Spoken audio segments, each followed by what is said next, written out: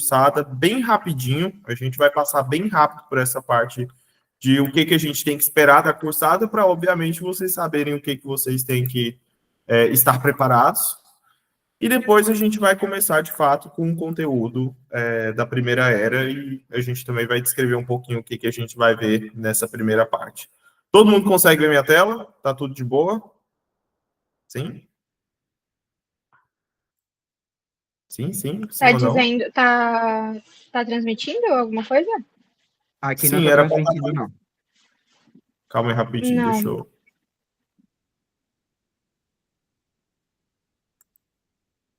ver aqui rapidinho.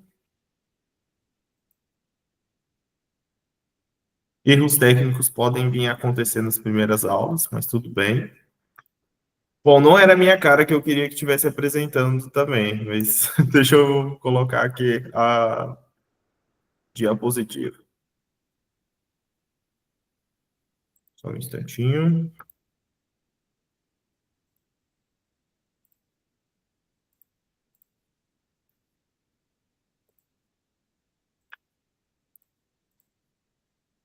Na verdade, eu preferiria fazer isso pelo tablet, gente, mas eu estou fazendo um estágio no momento e eu deixei algumas coisas para trás. E aí a minha canetinha ficou para trás do tablet.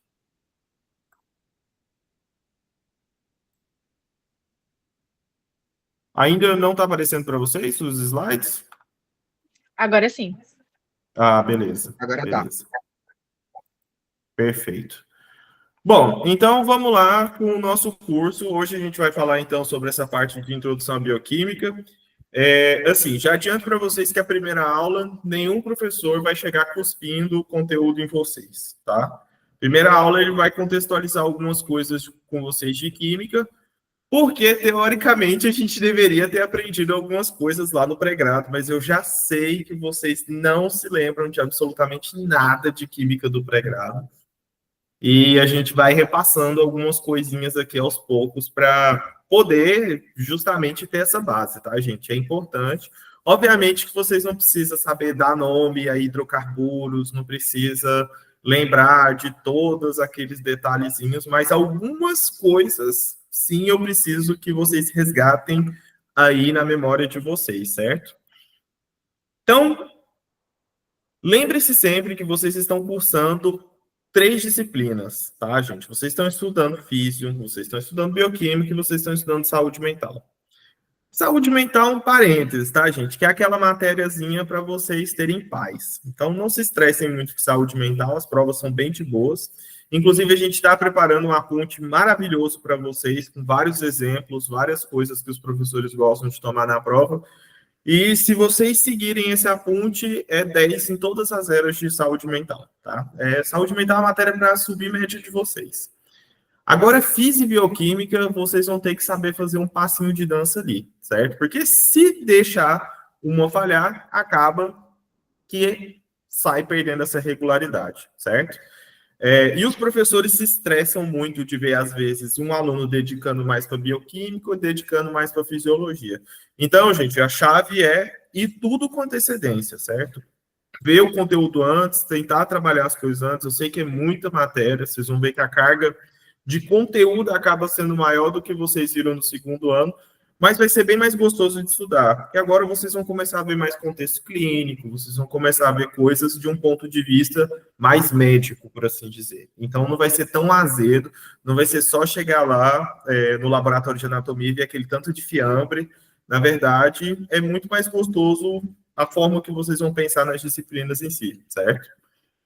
E o que a gente vai ver, pelo menos na primeira parte de bioquímica, a primeira era? A gente vai ver biocatálise, que é basicamente como que funcionam as enzimas, como que elas participam ali das reações, porque, querendo ou não, elas são moléculas que estão em todas as partes da bioquímica que a gente vai ver, então, por isso que elas são as primeiras a serem estudadas. Depois a gente vai ver um pouco sobre comunicação celular, que é um pouco de novidade, e mistura bastante algumas coisinhas de biologia celular, mas a gente vai entender que como que uma molécula consegue entrar dentro da célula, como que ela consegue sair, o que ela faz dentro dessa célula, qual que é a importância de eu ter um ligando, de um receptor. Então, a gente vai resgatar algumas coisas lá que vocês viram em endócrino, tá? Essa parte é muito, muito importante para entender algumas coisas de endócrino. E se tiver muito bem esclarecida essa parte de receptores, isso vai ajudar bastante na segunda era e também para a parte de imunologia, certo? O conteúdo de bioquímica tem muito isso de sair caminhando passinho por passinho, só que vocês levam essa bagagem toda junto até o final. Depois a gente vai ver termodinâmica, mas fiquem tranquilos que não é nada muito matemático, que a gente vai ver basicamente como que as reações acontecem, por que que ela acontece e por que que uma reação não acontece. Por que que, de repente, no meu estômago está degradando uma molécula e, de repente, do fígado está sintetizando outra, certo? Então, a gente vai entender um pouco como que são esses interruptores que a gente tem aí dentro do organismo.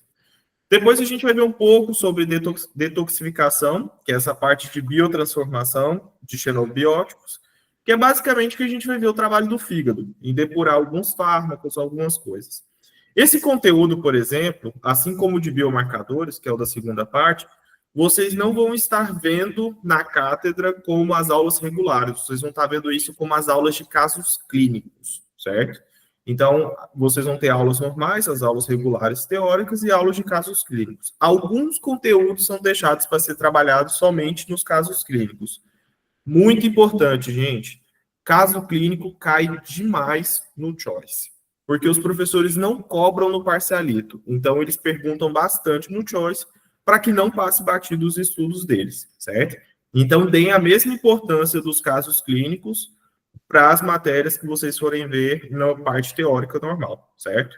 Vocês vão ver que são 2 aulas por semana, uma aula de teoria e uma aula de caso clínico. Depois a gente vai ver um pouquinho sobre introdução ao metabolismo dos glúcidos, que entra o ciclo de Krebs, cadeia respiratória, que é basicamente como que é a primeira via que a célula gera ATP, certo?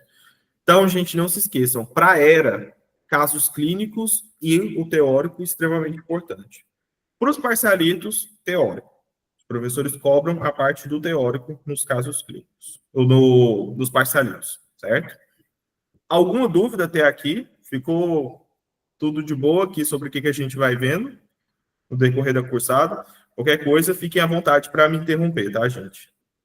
Hoje é um pouco mais cuspida, sem algumas informações, mas a gente vai puxar uma conversinha mais no final. E no final a gente vai ver tudo isso daqui. A gente vai entender como que essas reações todas acontecem. Parece um bicho de 7 cabeças, gente, mas obviamente que nós vamos ser médicos. Então não é necessário que que o paciente chegue lá e eu fale assim para ele, cara, lá na parte esquerda do seu ciclo metabólico está afetando não sei o quê. Isso não é importante, certo? Então o que a gente vai ver é muita coisa de regulação de como que eu regulo uma coisa para poder alterar o sentido de outra, certo? Porque é aí onde o fármaco vai atuar, é ali que onde uma terapia vai estar atuando. Então não se preocupem em memorizar vias metabólicas por enquanto, memorizar reações de cabeça e tudo. Porque mais além do que isso, a gente tem que entender e é isso que a gente vai levar para frente, certo?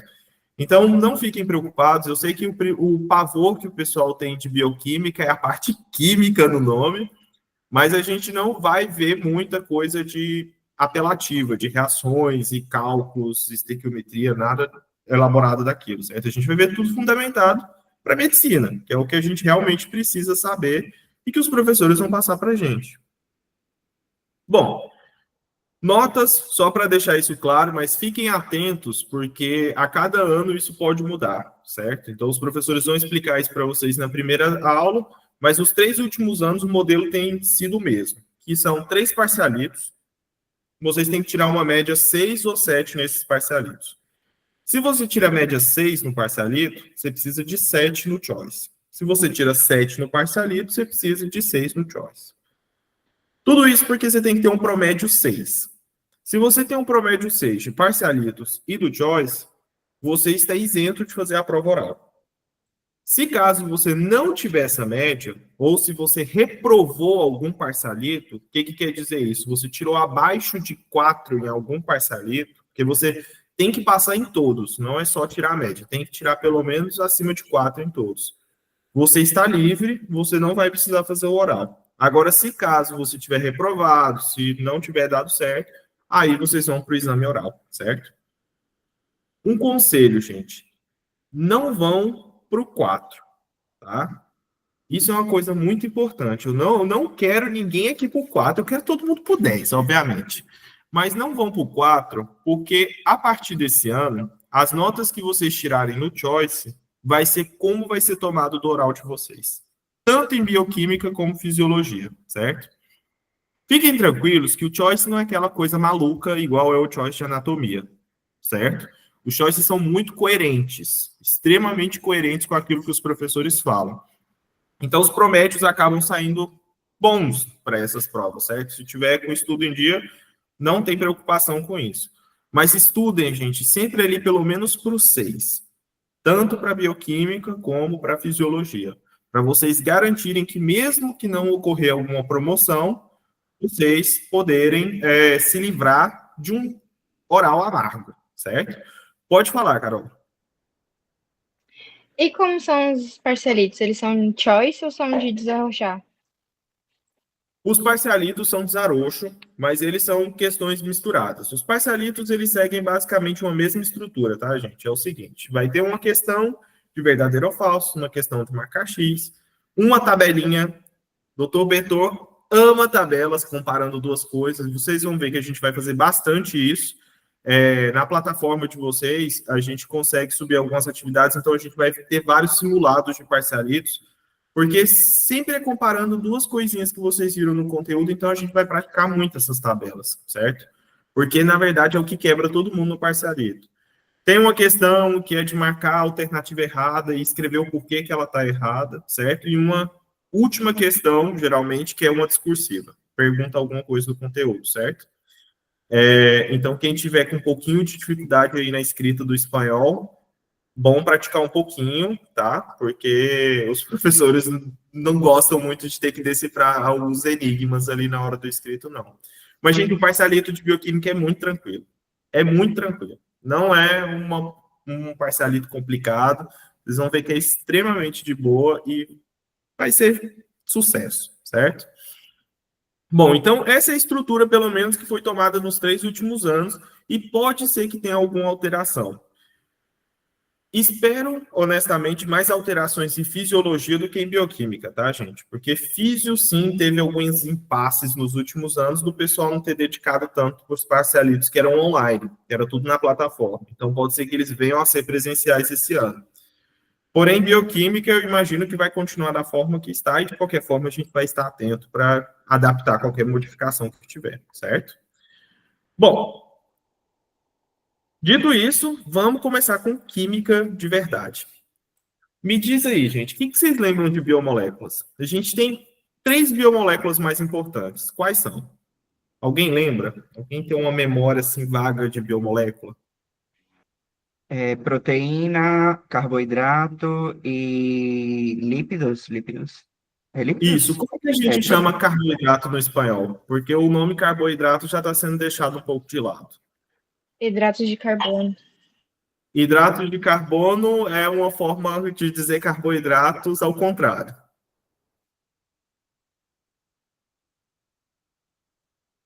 E aí? Glúcidos, gente. Tanto que a gente vai ver quando entrar na parte de metabolismo, vou falar metabolismo de glúcidos, tá? Essa é uma nomenclatura, gente, que só se usa no espanhol, tá? Todas as outras línguas a gente fala metabolismo de carboidratos. Mas só questão de dialética mesmo, vocês lembrarem que a gente vê, então, a parte de glúcidos, certo? Uma coisa importante, essas biomoléculas, que característica que elas tinham? Elas eram moléculas mais orgânicas, moléculas mais inorgânicas, alguma tinha mais função do que a outra. O que vocês lembram aí um pouco de característica delas? eu lembro que a proteína, ela é basicamente tudo que tem no nosso corpo é a partir de síntese de proteína que vai levar uma função nas nossas células em geral, né? O carboidrato seria uma macromolécula que serve para, entre aspas, entre aspas mesmo, alimento para as nossas células, como se fosse energia, para gerar um certo tipo de energia, e os lípidos também. Mas, ademais disso, lembro não. Como que está composta a membrana plasmática? Vocês lembram? Uma bicapa lipídica com Bicapa fosfolípidos. lipídica. Isso. Então, os lipídios, por exemplo, têm função estrutural também. Quais são as duas proteínas importantes para a contração muscular? Actina e miosina. Actina e miosina. São proteínas também estruturais, certo? E que tipo de biomolécula que me dá a característica do meu grupo sanguíneo? Aquela questão do sistema ABO, na verdade, o A é um tipo de biomolécula, todas são o mesmo tipo de biomolécula, mas o A tem uma estrutura, o B tem uma e o O, no caso, não tem nenhuma estrutura. Vocês lembram Não são do tipo proteínas, de... não? Não são proteínas. Antígeno? Não. Antígeno, a gente vai ver que essa definição varia, tá? Porque o antígeno é qualquer coisa que pode causar uma resposta imunológica. Mas a gente vai ver que isso é um detalhe dessas moléculas. Na verdade, elas são glúcidos, tá, gente? São glúcidos. Então, também tem uma forma ali de estrutura nos glúcidos. Então, gente, a biomolécula, ela não tem uma generalização do que é a função dela. Depende de onde ela está, certo? Dependendo de onde ela estiver, dependendo de como foi a estrutura dela, ela vai ter uma determinada função, certo? Não tem como a gente generalizar que proteína serve para isso, lipídio serve para isso e glúcido serve para isso, porque depende de onde ela vai estar dentro da célula, de onde que ela vai estar no meu meio extracelular, certo? A partir de agora, é muito importante vocês entenderem que existe essa diferença de coisas que estão dentro da célula para as coisas que estão fora da célula. Então, fiquem bem atentos àquilo que é definido como meio extracelular e meio intracelular, certo? E sobre a presença dessas biomoléculas também do lado de fora e do lado de dentro da célula.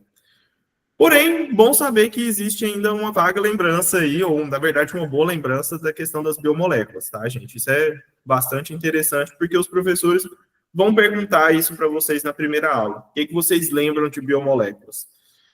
E como o próprio Fernando deu muita atenção aí, uma das que vai chamar mais atenção aqui vão ser as proteínas. Mas a gente vai entender um pouquinho mais para frente o porquê. Caso das biomoléculas, que são classificadas como glúcidos, a maioria delas funcionam como reservas de energia ou como fonte de energia. Porque quando eu degradar elas, eu consigo transformar em moeda energética, consigo transformar em ATP, certo? Tanto que a primeira via de metabolismo que a gente vai ver na segunda era é a via de metabolismo dos glúcidos. Uma coisa que o Fernando também citou é que os lipídios, por exemplo, também funcionam como fonte de energia. Por que meu organismo não vai torrar, por exemplo, as minhas gordurinhas laterais, que eu tenho bastante, e vai preferir torrar, por exemplo, o biscoito que eu acabei de comer? Porque é mais fácil, é muito mais fácil. O gasto energético é muito menor. Então, o meu organismo, gente, ele também não é bocó. Ele sempre vai para aquilo que é mais fácil, para aquelas vias que são mais acessíveis, certo? Então, se me chega, por exemplo, um paciente caindo ali que está faltando alguma coisa nele, o que geralmente a gente coloca no soro para poder ajudar a dar um up nele? Glúcidos. Acaba colocando glucose, certo? Espero que ninguém tenha passado por essa experiência, mas no caso de chegar um companheirinho com coma alcoólico, também é muito comum, por exemplo, administrar glucose para dar esse up na pessoa, certo? Porém, gente, essa energia também tem a questão da reserva. Então, além de ver moléculas pequenas, como é o caso da glucose, que é a mais simples que a gente vai ver uma cadeia também de reserva, como, por exemplo, o glucógeno, certo? Que a gente também vai ver um pouquinho mais para frente. Então, podem ser mini ou big moléculas, certo? Os glúcidos podem variar aí. E alguém sabe que pataquada que é essa moléculazinha maior aqui de cima? Eu acho que o point não está indo para ela. Mas essa estruturazinha que tem aqui em cima do lado direito, alguém tem ideia do que pode ser isso? Confesso para vocês que nem eu, sendo químico, se tivesse visto só a estrutura desse jeito, ia saber, tá, gente? Mas isso, na verdade, é um receptor. Qual que é a função de um receptor? O receptor, ele fica lá na membrana plasmática, ou ele pode ficar dentro da célula, e ele vai esperar um ligando. Ele vai esperar uma outra molécula interagir com ele para ele mandar um sinal para dentro da célula. certo? Então, esse aqui, por exemplo, é o receptor que a gente chama de receptor tirosina quinasa, que é o famoso receptor de insulina, certo? É nesse cara aqui que a insulina chega, encosta nele e começa as funções desempenhadas pela insulina, certo? E como vocês podem ver, a estrutura dele não é tão parecida com a dos outros glúcidos, porque na verdade ele é uma glucoproteína. Então as biomoléculas elas ainda têm essa característica de poder se conjugar. Eu posso juntar um glúcido com uma proteína com lipídio, um lipídio com um glúcido, certo? Estou formando uma estrutura conjugada ali. A gente vai falar muito desse receptor tirosina quinasa, que é o receptor de insulina, certo? Então, guardem ele no coração, porque ele vai ser recordado mais para frente. Os lípidos, apesar da gente associar muito a eles a gordura localizada e coisas que a gente quer queimar, pelo menos de segunda a sábado na academia, eles também servem para coisas importantes no nosso corpo, certo? Um caso clínico, por exemplo, que vocês vão ver no decorrer da cursada, é o caso, por exemplo, de mulheres que têm déficit de colesterol. O que vocês imaginam que vai acontecer com uma mulher que tem baixa quantidade de colesterol? O que vai afetar nela? Hormônio.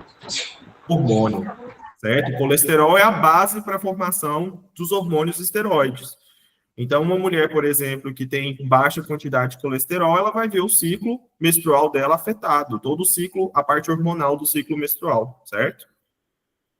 Aquela bolinha pequenininha amarela ali, que parece que tem uma minhoca azul pregada nela, aquilo ali é uma lipoproteína, é um lipídio junto com uma proteína.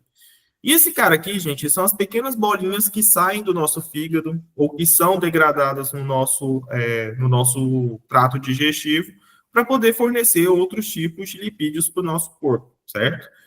Lipídios é uma coisa que sim ou sim tem que ter no nosso organismo. Por isso, os professores, inclusive, vão fazer esse parêntese com vocês, que a gente tem que tomar muito cuidado com alguns tipos de dieta. Essas dietas que fazem um abuso da escassez de lipídios, elas são perigosas. E alguém sabe o que poderia ser essa última molécula que está na direita?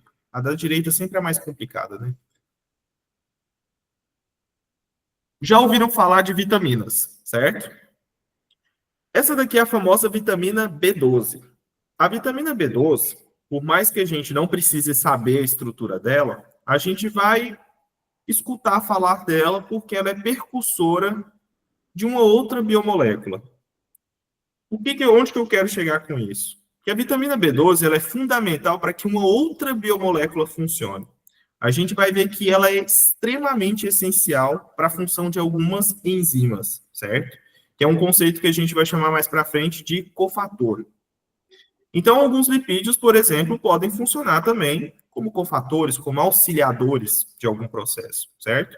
Então, novamente, essas biomoléculas dependem muito de onde elas estão, elas vão fazer o papel delas, certo?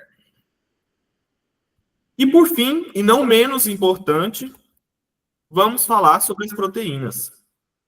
Proteína, gente. Proteína talvez seja a biomolécula mais importante, eu arrisco a dizer isso, que é uma das biomoléculas mais importantes, porque elas são as que têm função mais variável, certo? E antes de mais nada, como que a gente chega numa proteína? A gente tem que partir de um aminoácido, não sei se vocês lembram disso lá do pregrado, vou juntar dois aminoácidos por meio de uma ligação peptídica, que é basicamente eu juntar uma extremidade de um aminoácido com outro. A gente junta cabeça e cola de um aminoácido com outro para formar essas ligações e formar uma proteína maior. Essa proteína ela vai ter ou uma estrutura primária, certo? Que é onde eu tenho essa sequência de vários aminoácidos. Depois ela vai se plegar, ou seja, ela vai adquirir uma conformação tridimensional, que a gente pode chamar de alfa-hélice ou beta-orra, que é o que a gente chama de estrutura secundária. E, por fim, ela chega na estrutura terciária, que é onde ela vai ter a função específica dela. Algumas proteínas, elas vão se conjugar com outras, que a gente chama de subunidades, para formar uma estrutura quaternária. Todas as proteínas chegam em estrutura quaternária? Não. Muitas delas ficam só na terciária, porque já funcionam tranquilo na terciária, certo? Lembram-se dessa ideia de estrutura de proteína, de como que está estruturada e qual que é essa diferença entre estrutura primária, secundária e terciária? Vocês lembram que tipo de interação que faz com que eu tenha uma estrutura secundária? Como que eu faço para uma linha reta, por exemplo, de aminoácidos, de repente virar uma sanfona, uma beta-orra ou uma alfa-hélice? Vocês lembram que tipo de interação que eu tenho ali? Ponte de hidrogênio? Pontes de hidrogênio, muito bem. Além das pontes de hidrogênio, eu posso ter outros tipos de pequenas interações, como forças de Van der Waals e aquelas forças intermoleculares que vocês viram lá no pregado. Mas as pontes de hidrogênio são uma das mais importantes e anotem ela no rodapé de vocês, porque muita coisa que os professores forem perguntar para vocês agora, a primeiro momento, sobre proteínas, a resposta vai ser nas pontes de hidrogênio, certo? As pontes de hidrogênio, gente, são ligações que não são muito fortes e também não são muito fracas. Elas conseguem manter a estrutura ali das proteínas, mas pode ter alguns efeitos que vão fazer com que essa estrutura acabe se degradando ou que acabe tendo um rompimento dessas ligações. Podem me dar algum exemplo de como que eu faço para romper uma ponte de hidrogênio?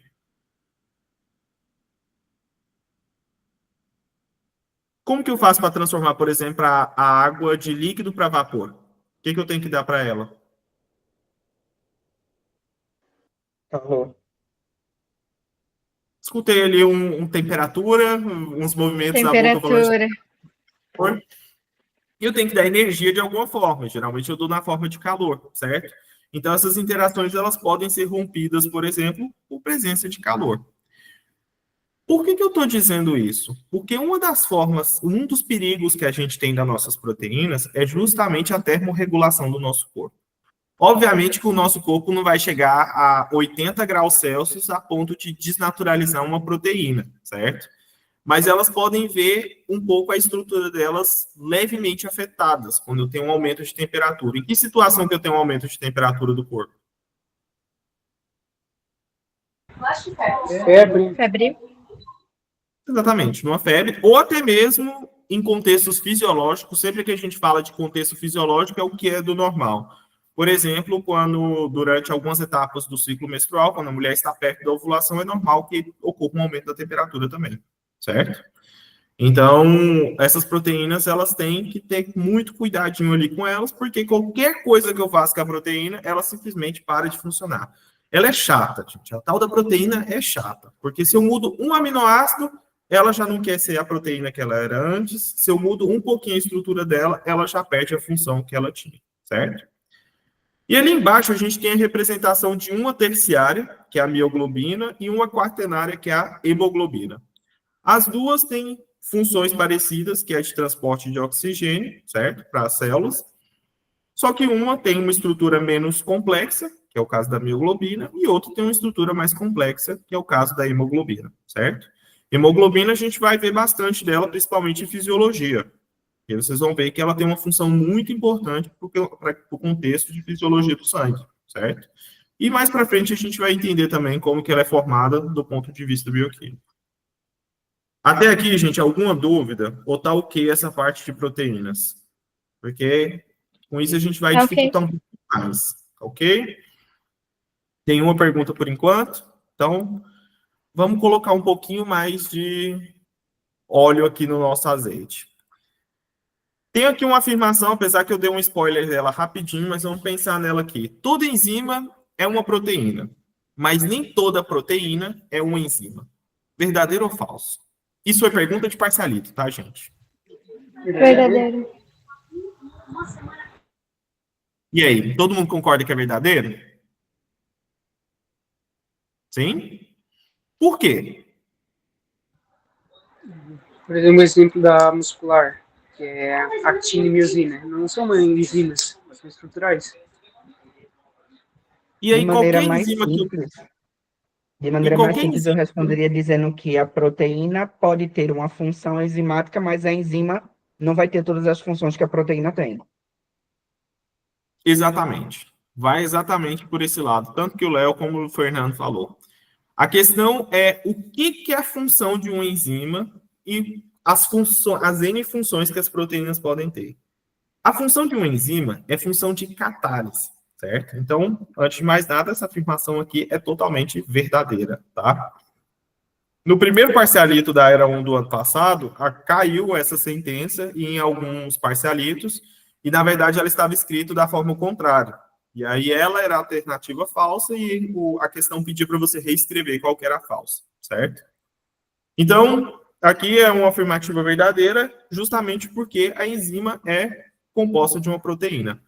Porém, gente, existe uma pequena exceção nessa questão de que toda enzima é uma proteína, porque vamos pensar um pouco. Quem dentro da célula que constrói proteína? Qual que é a organela responsável por síntese de proteínas? Ribossomos. Ribossoma. Como que o ribossoma começou a construir proteínas, sendo que ele não tem atividade enzimática, não tem nada parecido com isso?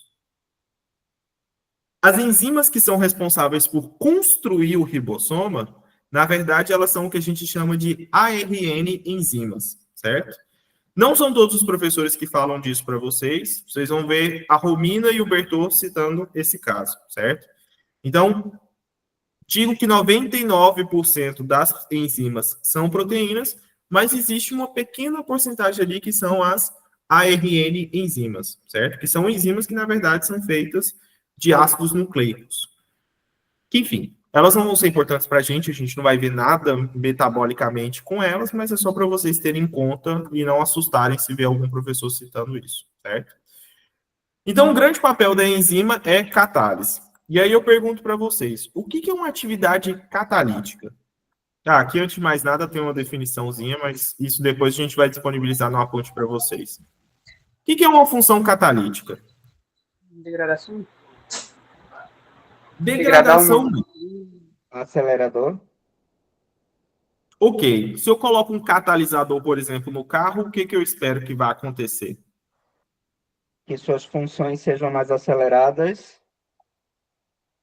Ou, sei lá, vamos botar aqui um carro que tem turbo. O turbo seria o catalisador para chegar no destino dele.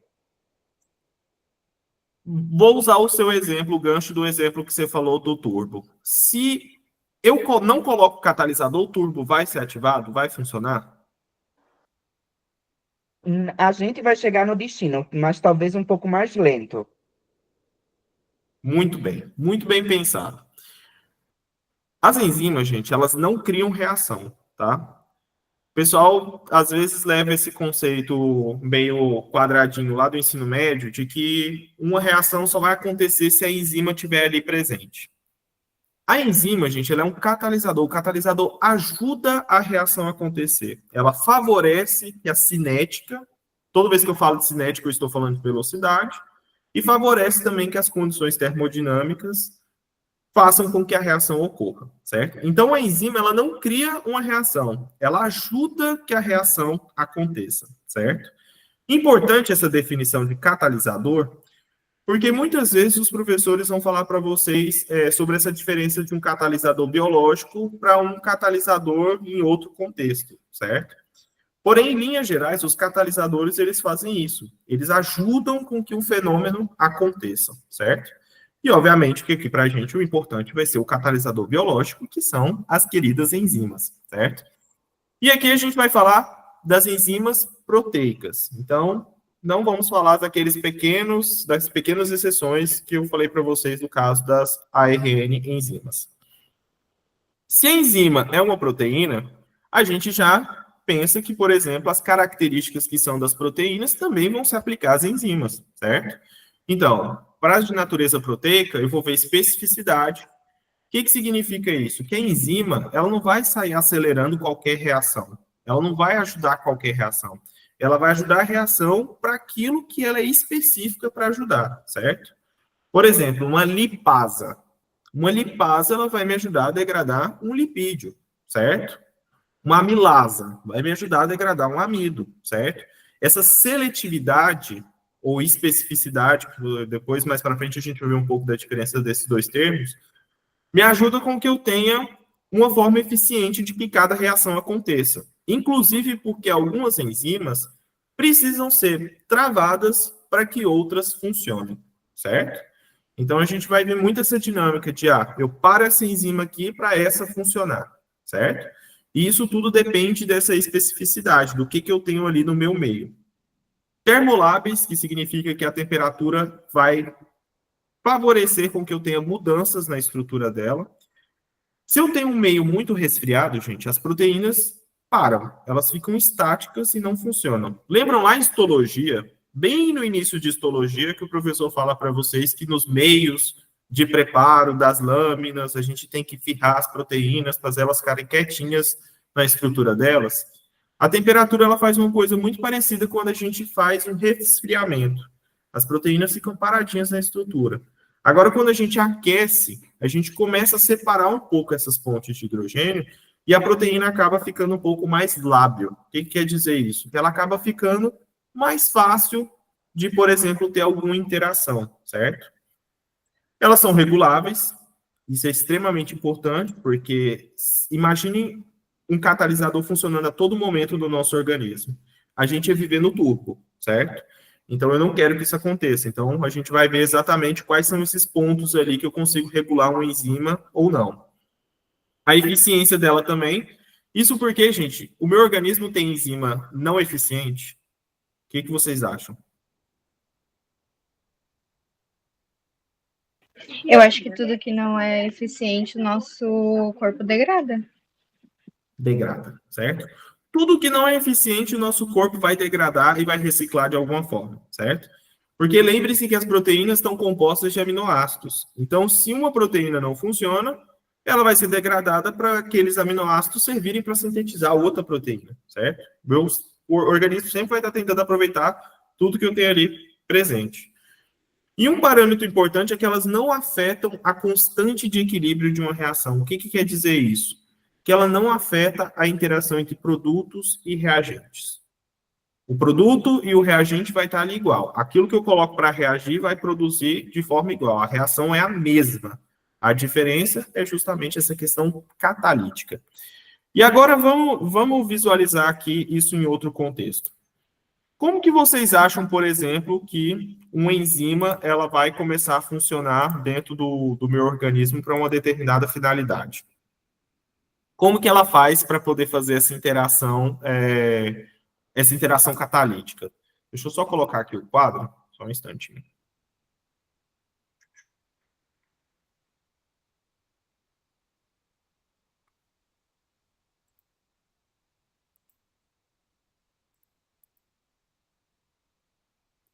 Eu ainda estou apanhando um pouquinho para as tecnologias, gente. Isso acontece.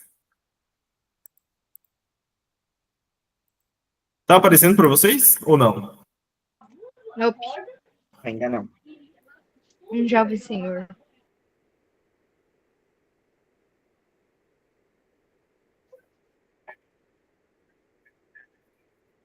Não? Beleza, eu vou abrir aqui por outra via.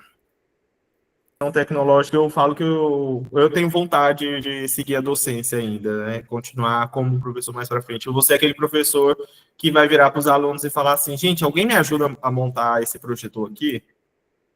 Apesar que possivelmente, né, nessa época nem projetor mais vai ter.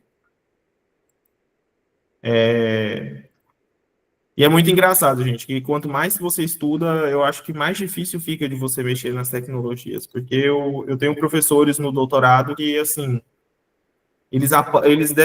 quando eles veem uma pessoa com tablet, por exemplo, para eles aquilo ali é o fim do mundo, certo? Aquilo ali para eles é o fim do mundo. Bom, enquanto vai abrindo aqui, vamos dar uma analisada aqui na reação que eu quero que vocês entendam. Apesar da gente ter a reação que é produto, reagente dando produto, a gente também tem um tipo de interação que é da enzima com aquilo que a gente quer interagir, certo? A enzima ela vai interagir com outra molécula que a partir de agora a gente vai chamar de substrato, certo? Aquilo que eu quero que a enzima ajude a reagir, eu vou chamar de substrato. Então eu preciso formar um complexo, ou seja, eu preciso formar uma união entre enzima e substrato. Então, a primeira coisa para que isso tudo aconteça é que a enzima possa se unir ao substrato, certo? Por que eu digo isso? Porque a gente vai ver mais para frente que uma forma de bloquear essa ação da enzima é eu impedir que esse substrato se una ali, certo? Então, a enzima, primeiro, antes de tudo, ela precisa se unir ao substrato. Hoje em dia, tem-se em conta duas teorias para que essa enzima se una a esse substrato. Uma é a teoria que a gente chama de chave e fechadura, que é a que vocês escutaram mais no colégio, eu tenho certeza, que é como se a enzima fosse uma fechadura e o substrato fosse uma chave. A gente tem um encaixe ali certinho. Porém, estudos mais recentes, e inclusive a Cátedra de Bioquímica gosta muito de se atualizar. Então, eles vão falar sobre essa atualização para vocês, que hoje em dia a gente não tem mais esse conceito de que é uma chave e uma fechadura, que tem um encaixe certinho. E, na verdade, o que ocorre é um modelo induzido. Quando o substrato chega perto da enzima, a enzima pode mudar um pouco a forma dela, e aí vem daquela questão que a gente falou sobre ela ser mais lábil, e faz com que o substrato vá se unindo com ela, certo? Então, hoje em dia, o modelo induzido é muito mais aceito do que o modelo chave e fechadura, certo? O modelo chave e fechadura fica dizendo que as enzimas são coisas muito padronizadas, muito concretas, e nenhuma proteína é assim, certo? Então, não faz muito sentido eu pensar com que esse modelo seja mais eficiente, e sim o modelo induzido, beleza? O segundo passo é que esse substrato faça a reação que ele precisa fazer unido à enzima, certo? Então, ele vai ser transformado num produto. Porém, a enzima só vai liberar isso uma vez que o produto tiver sido formado. Então, depois, o que era o meu complexo enzima-substrato vai virar meu complexo enzima-produto, certo? E depois vai ser liberado os dois de uma forma separada. Uma enzima pode ser reutilizada? Uma vez que ocorreu essa catálise, eu posso reutilizar a enzima? O que vocês acham? Acho que sim. Eu acho que sim. E aí? Ela não vai perdendo a função dela, não? Vocês não acham que pode perder a função?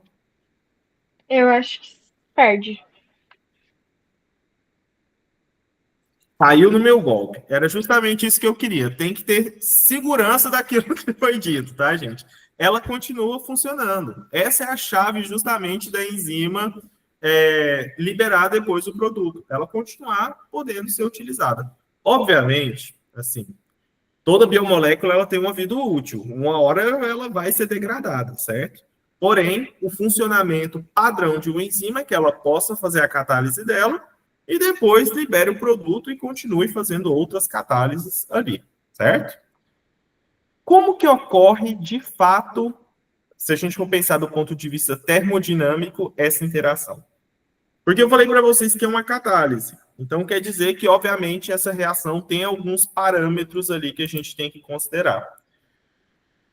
Unir substrato, unir tudo direitinho. Agora, a gente tem que entender como que é o ponto de vista energético. O que que altera ali do ponto de vista energético? Deixa eu só abrir a outra tela aqui, que agora eu tenho certeza que vai abrir, tá, gente?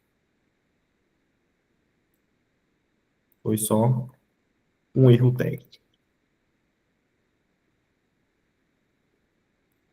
Tá aparecendo para vocês o quadro branco? Nope. Não? Ainda não. Espera ele carregar aqui.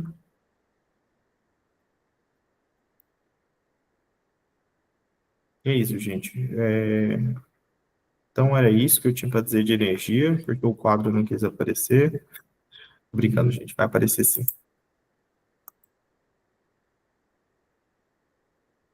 Ainda não está aparecendo? Não. Nope. Tu colocou para compartilhar como? Coloquei para compartilhar a tela, mas é porque eu tinha aberto o quadro por separado. Deixa eu ver aqui.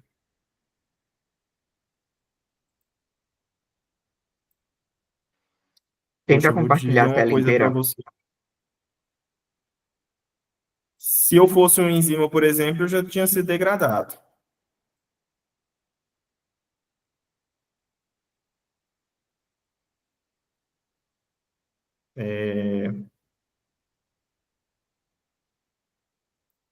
Ainda não está aparecendo? Nope. Eu acho que tu tem que comprar aqueles quadros brancos, sabe? Usar atrás de ti, igual a Bilon usava e tal. Sim, sim, o negócio é que esse era um quadro dinâmico que era justamente para essa função. Mas é justamente para isso que essas coisas servem, tá, gente? Para a gente testar. Apareceu. Agora tá aparecendo?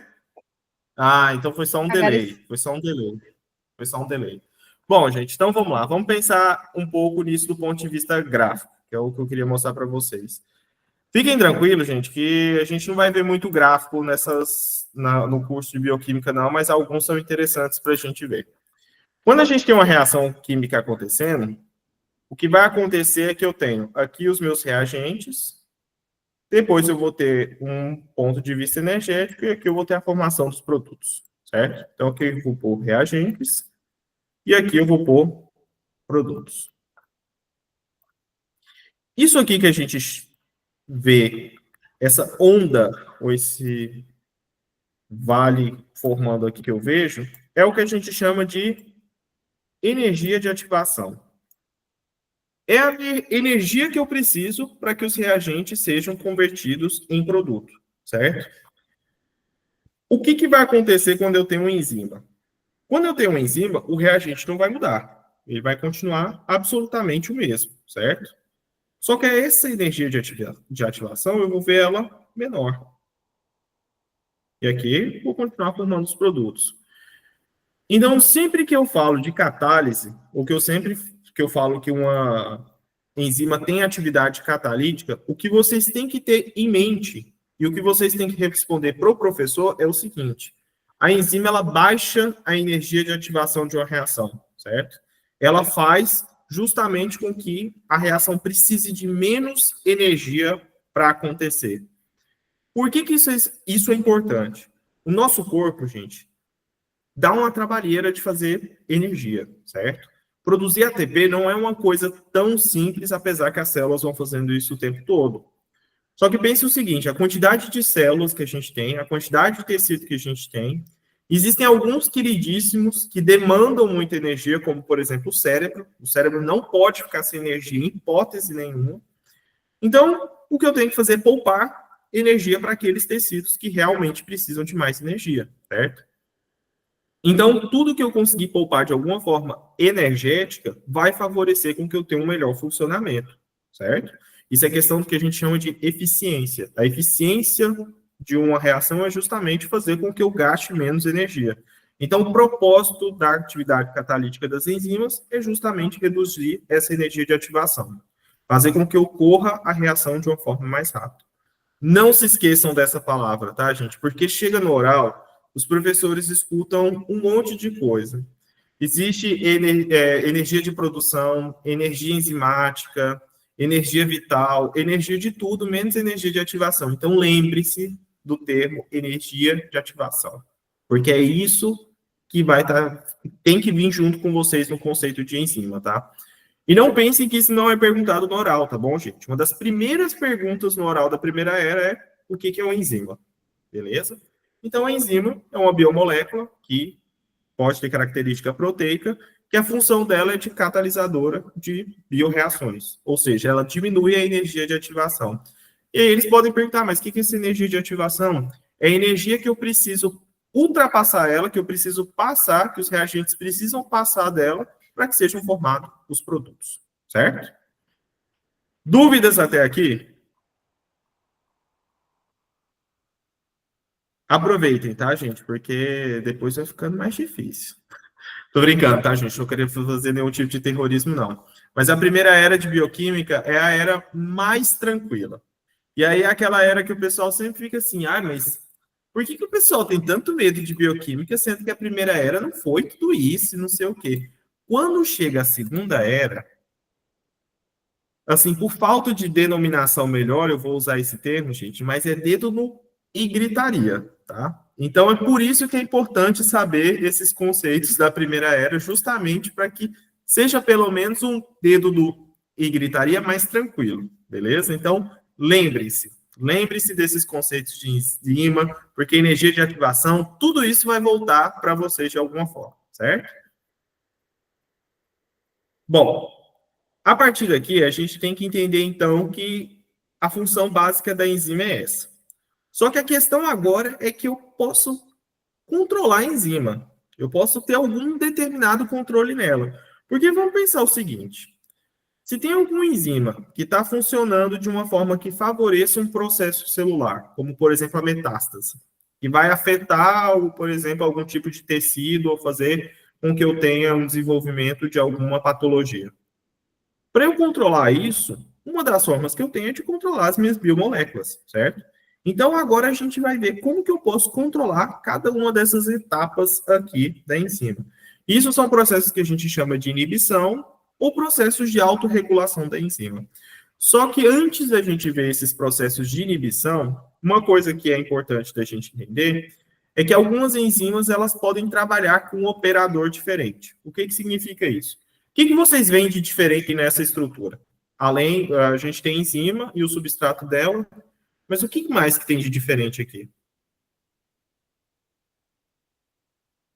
E aí? A resposta é boba mesmo, tá, gente? É aquela bolinha roxa que tá ali em cima que ela não deveria estar ali. Na verdade, ela... Receptor. Uma coenzima. Receptor... Oi? Uma Desculpa, não escutei. coenzima? Muito bem, uma coenzima. O que é uma coenzima? O que te acho é uma coenzima? Algumas enzimas, o operador delas ainda trabalham com um operador um pouco mais devagar. Então, elas precisam de alguma coisa ali para ajudar elas a funcionarem, certo? E esse é o conceito que a gente chama de coenzima, certo?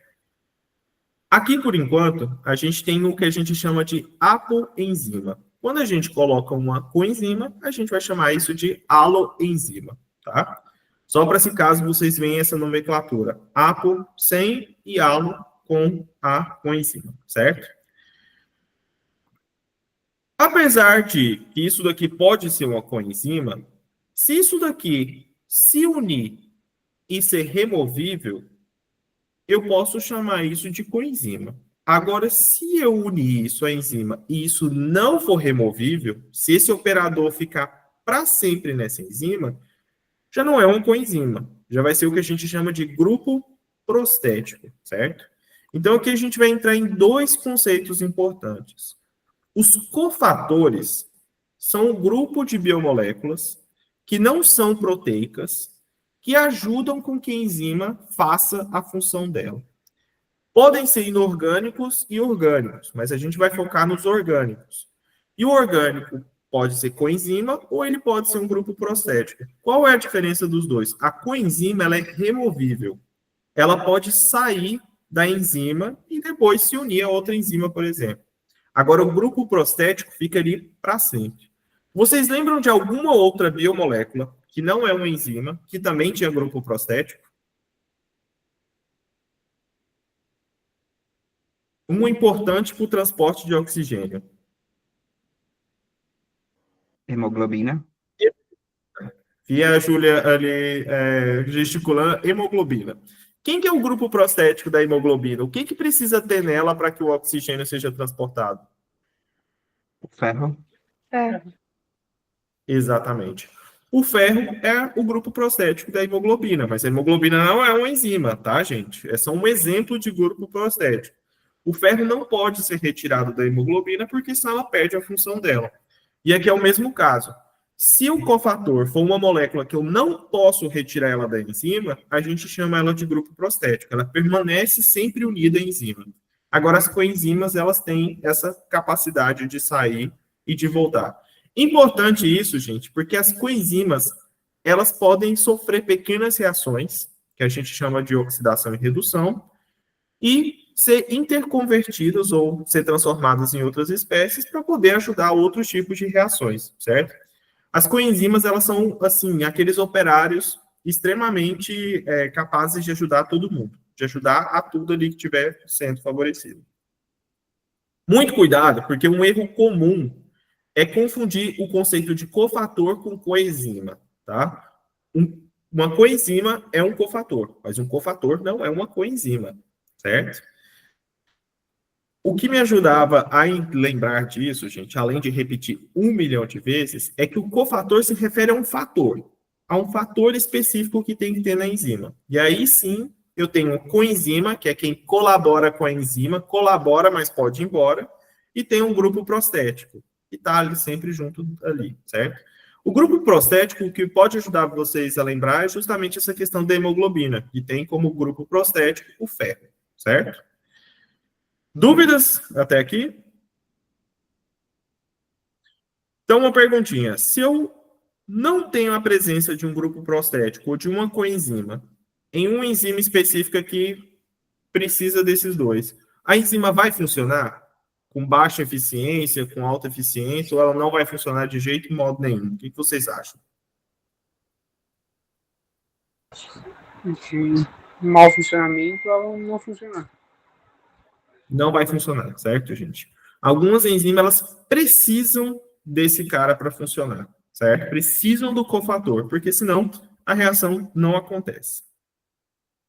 Bom, na próxima aula a gente vai falar um pouco mais de cinética dessas reações, que a gente vai entrar na parte de constante de velocidade, o que é a constante de Michaelis-Menten, e vai falar um pouquinho sobre esses processos de inibição das enzimas. Porque a gente vai ver que graficamente eu consigo ver o que o inibidor faz ali na enzima. E assim, a priori pode parecer que isso é uma coisa muito específica de bioquímica. Só que isso é extremamente importante para eu fazer desenho de fármacos, por exemplo, para eu poder entender até onde eu posso colocar uma quantidade de substrato, até quanto eu posso colocar uma quantidade de enzima, para poder entender que algumas reações funcionam, certo? Se vocês forem pegar o livro, tanto o Harper como o Blanco nem tanto, o Harper sim, ele faz uma dedução matemática de toda a equação de Michaelis-Menten, tudo, e pipipipopopó. Porém, vocês não precisam saber daquilo, certo? O que a gente precisa saber é como que é a fórmula e como que eu linearizo isso, ou seja, transformo isso no gráfico de uma reta, que é o que a gente vai usar mais, tá? Esses gráficos, gente, tem que saber muito bem, porque sempre é questão de parcialito e sempre é questão de era, tá? Não é muito perguntado no oral, mas no choice cai bastante esses gráficos. Então, a gente vai ver exatamente como que eu avalio cada um deles. Com isso, a gente já vai ter terminado a enzima, porque a enzima não é um conteúdo tão grande. E a partir daí, a gente vai dar uma entrada em receptores, a gente vai ver alguns exemplos de como que casam essas duas informações, porque, como eu tinha falado para vocês, a dinâmica é justamente fazer com que a gente tenha um conteúdo adiantado, certo? Alguém quer fazer alguma pergunta? Não? Bom, propagandinha, tá, gente? Antes de mais nada, agradecer todo mundo que esteve aqui participando e dizer para vocês que o nosso curso vai funcionar dessa maneira, vai ter aulas ao vivo todas as semanas. Cada 15 dias a gente vai ter um parcialito, eu vou colocar um modelo de parcialito para vocês. Façam, a gente não vai corrigir, não vai corrigir o de um por um, mas a gente vai apresentar um modelo corrigido para vocês, de respostas esperadas, para vocês praticarem como que é feito. A gente vai estar atento às informações da cátedra para ver se vai ter alguma modificação na estrutura, mas, novamente, eu duvido muito que bioquímica vai mudar a estrutura que era do ano passado. A gente também vai estar aportando para vocês flashcards para vocês estudarem. Os apuntes, a gente vai fazer um pouco mais no modelo de mapa mental, porque, querendo ou não, o apunte que o pessoal mais se apaixona durante bioquímica é os apuntes que são os transcritos da professora Romina. Que a aula da Romina é realmente espetacular e o apunte dela tem tudo muito bem descrito. Porém, eu vou fazer mapas mentais para vocês pelo menos se guiarem de onde buscar informações nesse apunte, certo? Porque ele é basicamente um mini livro de bioquímica. Sobre livros, o Harper é para quem já tem um conceito de bioquímica um pouco mais fundamentado. Algumas coisas a gente vai ver que só tem no Harper, como, por exemplo, xenobióticos. Porém, o Blanco, ele se encaixa muito bem para quem quer uma leitura um pouco mais fácil, tá? Uma leitura um pouco mais sucinta. Os professores vão falar para vocês que o Harper é melhor, só que, obviamente, para um cara que já sabe bioquímica, o Harper vai ser um livro mais completo, tá? Porém, eu recomendo uma primeira leitura do Blanco e talvez depois vá no Harper. Apesar que eu sei que todo mundo vai direto no apunte, se der tempo aí, talvez eu toque no Blanco, tá? Mas peguem, gente, porque o Bertolli gosta de fazer perguntas, ele tira as frases prontas do Harper, tá? Do Harper não, desculpa, do Blanco. Ele copia e cola as frases nas perguntas do parcialito, beleza? Então, se você tiver lido, vai vir a memória na cabeça de vocês. Sim, pode falar. A Romina, ela vende o aponte igual a Castechana ou não? Não, inclusive, gente, aqui, pelo amor de Jesus, vou contar um caso para vocês. Não cheguem falando para nenhum professor que